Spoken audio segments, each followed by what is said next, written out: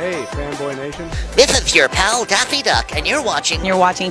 We're watching. You're watching Fanboy. Fanboy. Fanboy. Fanboy. Fanboy. A fanboy, etc. Fanboy Nation. Dot. I assume Tom. Eugenio, great seeing you again. Thank you. It's becoming like Thanksgiving. I see you once a year. Yeah. Last year was Newport Beach Film Festival. Exactly, yeah, with Radical. And then Jason has Stealing Pulp Fiction at Newport Oh my World, God, that's right. premiere. Yeah, so yeah. I'll be seeing you there as well. Congratulations on that. Thank you. But this show's absolutely fantastic. You know, it's fun to do a farcical take on a real life event. And when you get to play somebody like the legendary Carl Laemmle, what's it like to kind of bring him back to life, but in a satirical manner? A lot of fun, particularly because of the company I'm with and the material that I get to do it with. But you know, it's funny.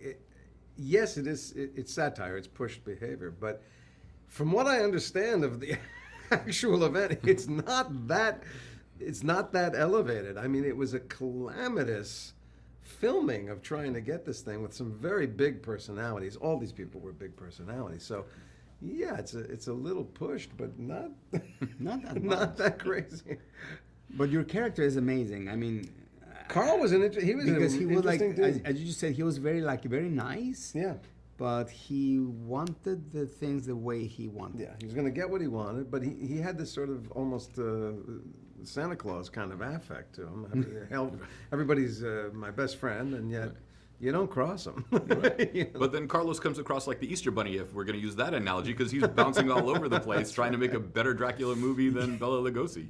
He was. I didn't know, but that there was a big rivalry between the Spanish Dracula and Bela Lugosi, and it was really interesting because, of course, this guy, this egocentric, egomaniac guy that I play, that it really existed. It's called Carlos Villarias.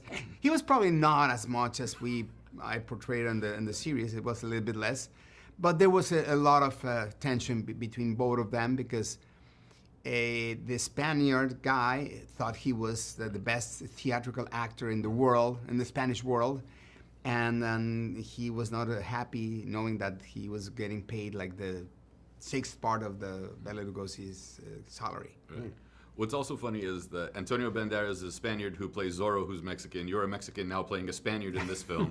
We have a Cuban playing an Argentinian, and we have a Cuban actually playing a Cuban. So all the dialects get mixed while nobody's playing their actual nationality. Absolutely, yeah, that's right. I didn't think about that, yeah.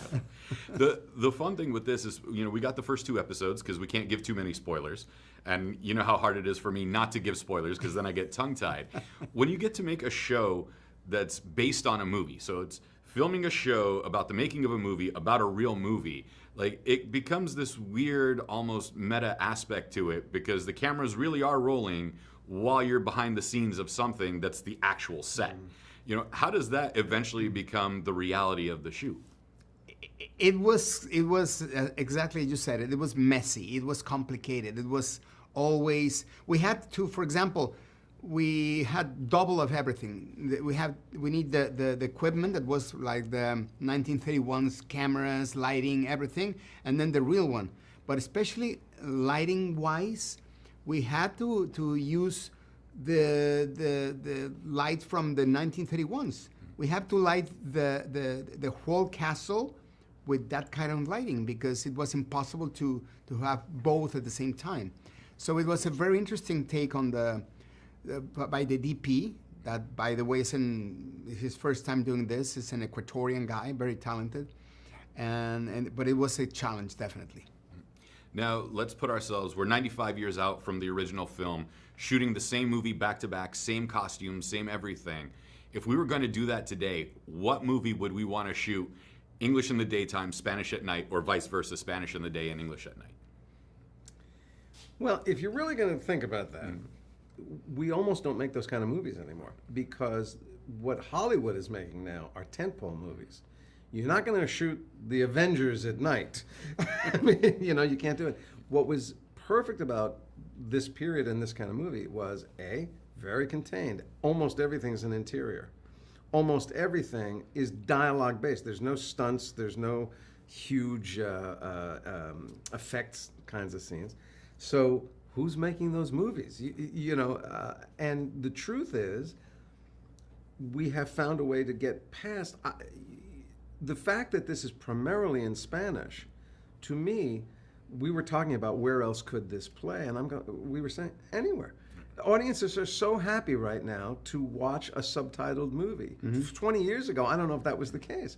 But now, my favorite television show ever in the world was La Casa de Papel, which I watched completely in Spanish with the subtitles, and I was blown away. There's no reason to remake that in English. It was perfect the way it is. So I don't know that it's not something that needs to be replicated anymore, I don't think. I think the pandemic helped a lot. Right. After, people were looking for a lot of material, you were consuming a lot of series, and then they started looking for other countries, and then they discovered, for example, Money Heist, La Casa de Papel, or Lupin from France, or Squid Game from Korea. Yeah. So they started I prefer to watch subtitles and see this genius series than just to stay in the English language. Agreed. But the Spanish version of the film is actually better than the one shot by day. Well, it was because they were watching dailies to make it better. So the producer was every single day watching what the Americans were doing to make it better in every sense.